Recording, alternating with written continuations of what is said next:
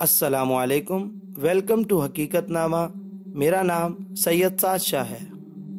हारून घर में ही था। आमिर ने कहा तैयारी मुकम्मल है, हमें कल ही निकल जाना चाहिए। ये तो बहुत अच्छी बात है, तुम्हारे पास हर चीज़ है। फिलहाल तो सब है, किसी चीज़ की कमी नहीं है।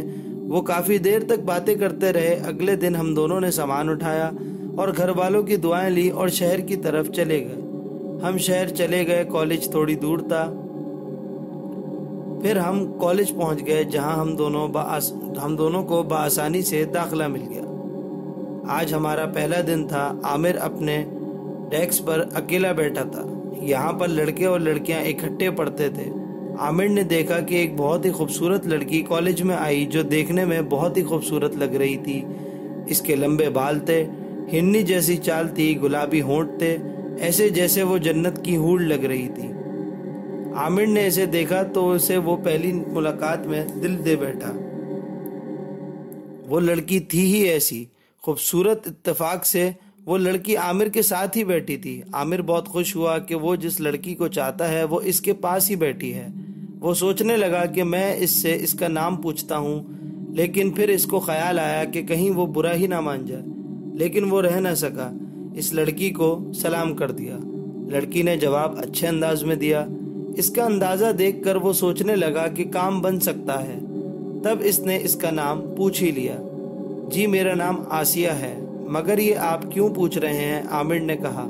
वैसे ही पूछ रहा था। आसिया ने कहा, तुम्हारा नाम क्या है? मेरा नाम आमिर है। आमिर, मैट्रिक में कितने नंबर लिए थे? जी, मैंने फर्स्ट पोजीशन ली है।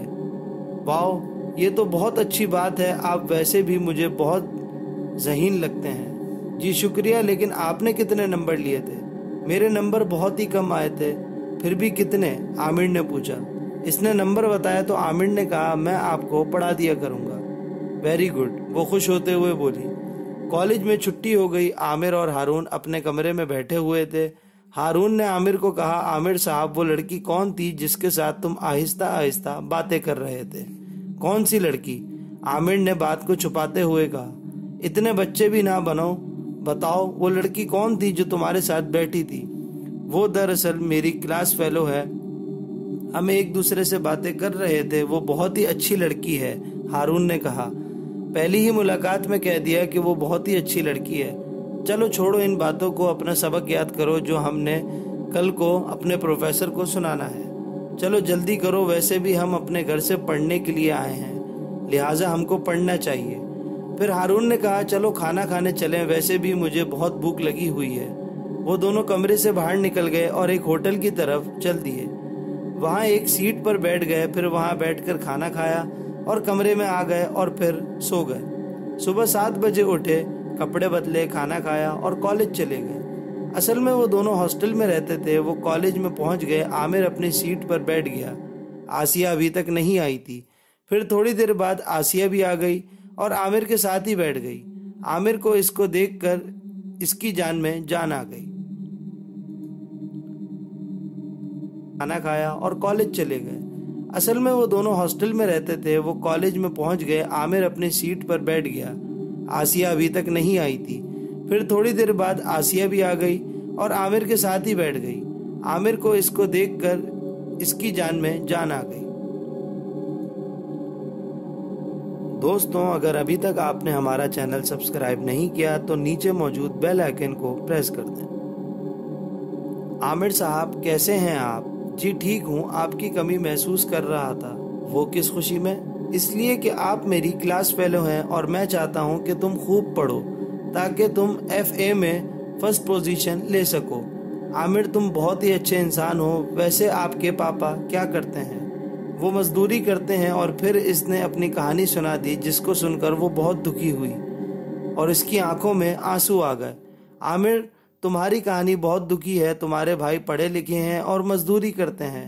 मेरे पापा फैक्ट्री में काम करते हैं। मैं आपके भाई के काम की बात करूंगी। अगर तुम मेरा ये काम कर दो तो मैं तुम्हारा ये एहसान पूरी जिंदगी नहीं भूलूंगा। फिर छुट्टी हो गई। आमिर आसिया के साथ बातें करता जा रहा था। बातों बातों में कहने लगा कि मेरा एक दोस्त हारून है, वो तुम्हारे बारे में पूछ रहा था। कोशिश करना कि हमारी बात हारून तक ना पहुंचे। वो अमीर आदमी है, बहुत खुदगर्ज है हमेशा अपनी बात मनवाता है। अच्छा, अब मैं चलता हूँ, 5 बजे फिर आऊँगा, तुम तैयार रहना, अपना पता तो दो। आसिया ने काट दिया।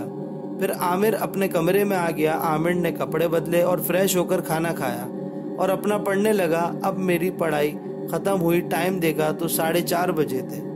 आमिर फौरी उठा और अपने कमरे से बाहर निकला और आसिया के एड्रेस पर चला गया और इसने इसका घर तलाश कर लिया और जाकर बेल दी। दरवाज़ा आसिया ने ही खोला।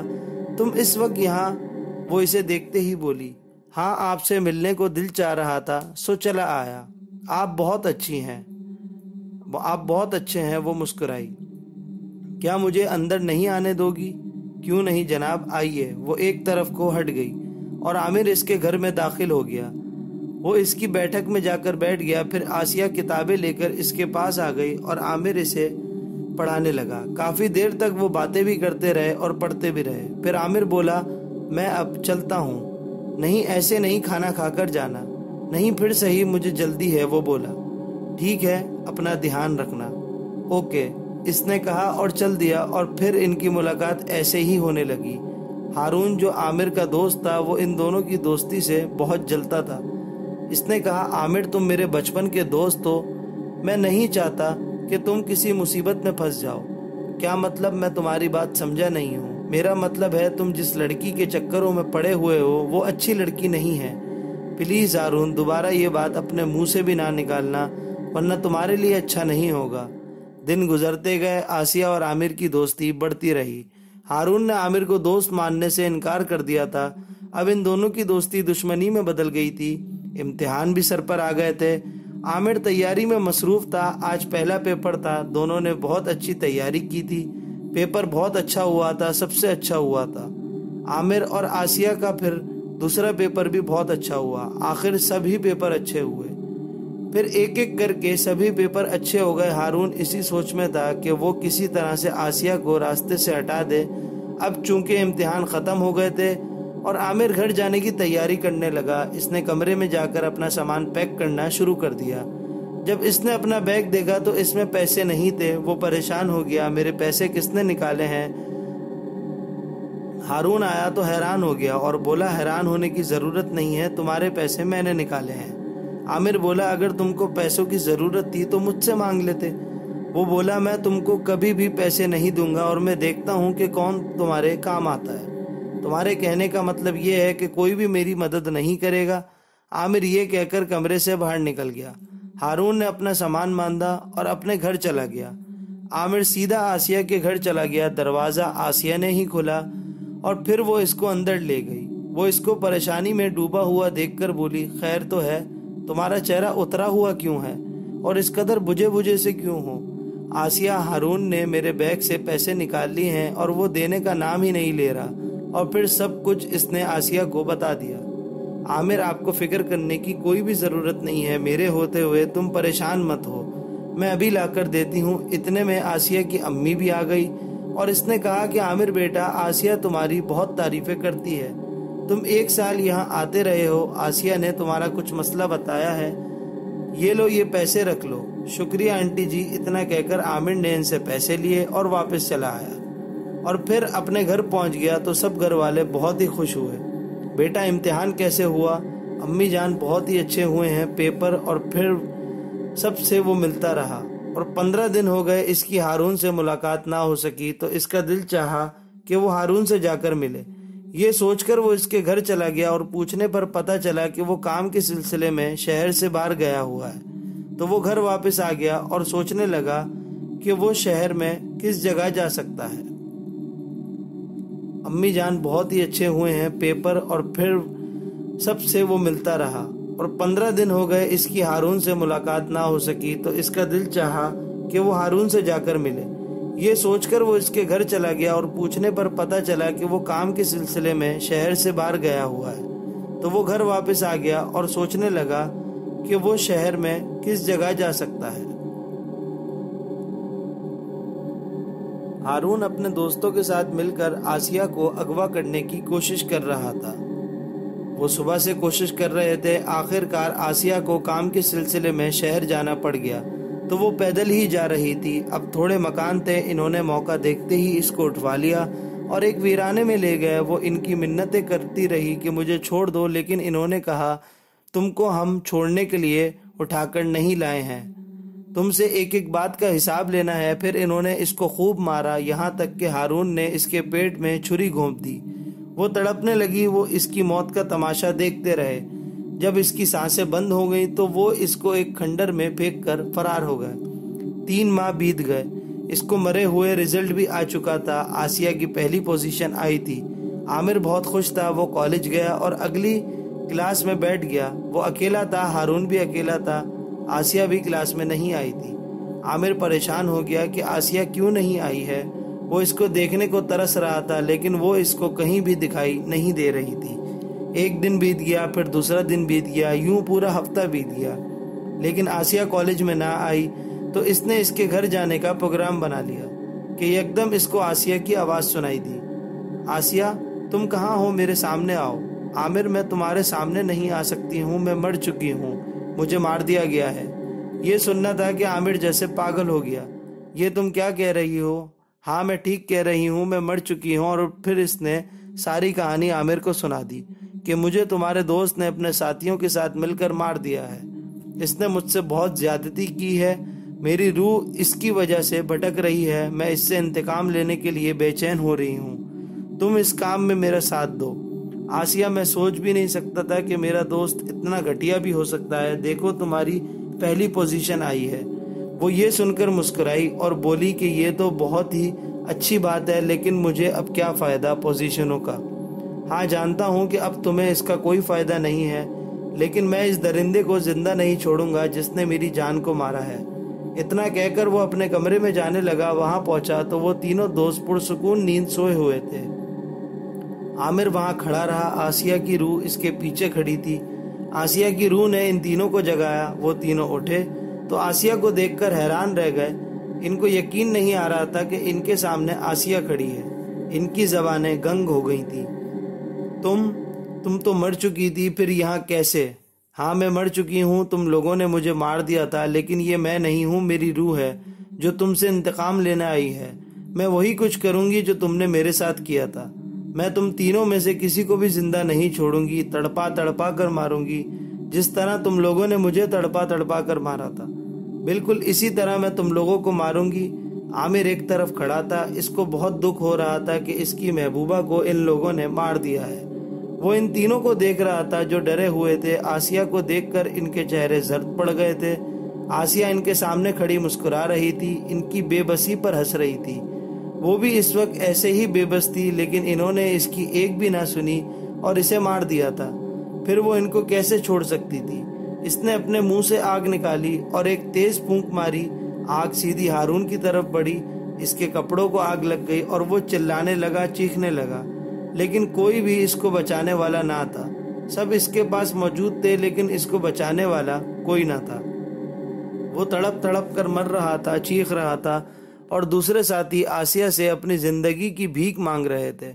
जालिमों, याद करो वो दिन, मैंने भी तुमसे इसी तरह जिंदगी की भीख मांगी थी, लेकिन तुमने मुझे जिंदगी ना दी थी, मुझे मार दिया था। और अब मैं तुमको कैसे छोड़ सकती हूँ? जिस तरह तुम्हारा ये दोस्त जलकर मरा है, इसी तरह तुम भी जलकर मरोगे। लेकिन नहीं, मैं तुमको जलाऊंगी, मैं तुम्हारा खून पी जाऊंगी। मुझे प्यास लगी हुई है, तुमने मुझे प्यासा मारा था, मुझे प्यास लगी हुई है। इतना कहकर इसने एक लड़के का गिरेबान पकड़ा और इसकी गर्दन में अपने दांत घोंप दिए। इसका खून पीने लग गई। वो इसके हाथों में तड़प तड़प कर मर गया। इसने इसको एक तरफ फेंक दिया। मेरी प्यास अब भी नहीं बुझी है, इसने दूसरे लड़के की तरफ देखते हुए कहा। मैं अपनी प्यास बुझाऊंगी। इतना कहकर इसने इसको भी गर्दन से पकड़ लिया और इसका भी खून पीने लगी। वो भी इसके हाथों में तड़पने लगा और फिर वो भी तड़पते तड़पते ठंडा हो गया। इसने इसको भी एक तरफ फेंक दिया और एक गहरी सांस लेते हुए बोली, आमिर मेरा इंतकाम पूरा हो गया है। अब तुमने मेरा एक काम करना है। एक खंडर में मेरी लाश पड़ी हुई है, इसको उठाकर दफन करना है। आसिया मैं तुमसे एक बात करना चाहता हूँ। हाँ करो, कौन सी बात करनी है? आसिया मैं तुमसे बहुत मोहब्बत करता हूँ। नहीं आमिर तुम ऐसा ना कहो, अब ऐसा कहने का कोई भी फायदा नहीं है। मैं मर चुकी हूँ और मरे हुए इंसानों से तुम कोई अच्छी सी लड़की शादी कर लेना, मुझे बहुत खुशी होगी। इतना कहकर वो गायब हो गई और आमिर इन तीनों को देखता रहा, फिर वहां से निकल गया। दूसरे दिन इसने खंडर में जाकर इसकी लाश को तलाश किया। लाश क्या था, हड्डियों का एक ढांचा वहां पड़ा हुआ था। वो इसको उठाकर इसके घर ले गया। जब इसके घर वालों ने आसिया के जिस्म को हड्डियों के ढांचे में देखा तो वो रोने चीखने लगे, लेकिन इसके अलावा वो कर भी क्या सकते थे। माँ सिवाय दफनाने के इन्होंने इसको नमाज जनाजा के बाद दफन कर दिया। वो सब कब्रिस्तान से चले गए, लेकिन आमिर इसकी कब्र पर खड़ा रहा। इसने देखा कि आसिया की रूह एक दरख्त के साथ खड़ी थी। वो बहुत खुश थी कि इसके जिस्म को दफना दिया गया है। वो धीरे धीरे आमिर के पास आई। आमिर, मैं तुम्हारी शुक्रगुजार हूँ कि तुमने मेरे मुर्दा जिस्म को तलाश करके मुझे मेरे मकाम तक पहुँचा दिया। अब मेरी रूह को करार मिल गया है। मैं जा रही हूँ और आज के बाद मैं तुमको कभी भी दिखाई नहीं दूंगी। तुम घर जाकर शादी कर लेना। इतना कहकर वो गायब हो गई। वो इसे देखकर रोता रहा। आसिया के घर वालों ने इसको कहा कि तुम यहाँ रहा करो, क्योंकि हम चाहते हैं कि आसिया की कमी तुम्हारे वजूद से हमेशा हमारे सामने रहे। वो इनके घर में रहने लगा। फिर इसने FA भी कर लिया। इस बार भी इसकी पहली पोजीशन आई थी और आसिया के पापा ने इसको सरकारी नौकरी पर लगवा दिया और 1 साल बाद इसकी शादी कर दी। आमिर अपने घर नहीं गया था और ना ही इसने अपनी शादी पर किसी घर वाले को बुलाया था। इसके 4 बच्चे हैं अब, और वो अब बहुत खुशियों भरी जिंदगी बसर कर रहा है। आमिर अपने घर नहीं गया था और ना ही इसने अपनी शादी पर किसी घर वाले को बुलाया था। इसके 4 बच्चे हैं अब, और वो अब बहुत खुशियों भरी जिंदगी बसर कर रहा है।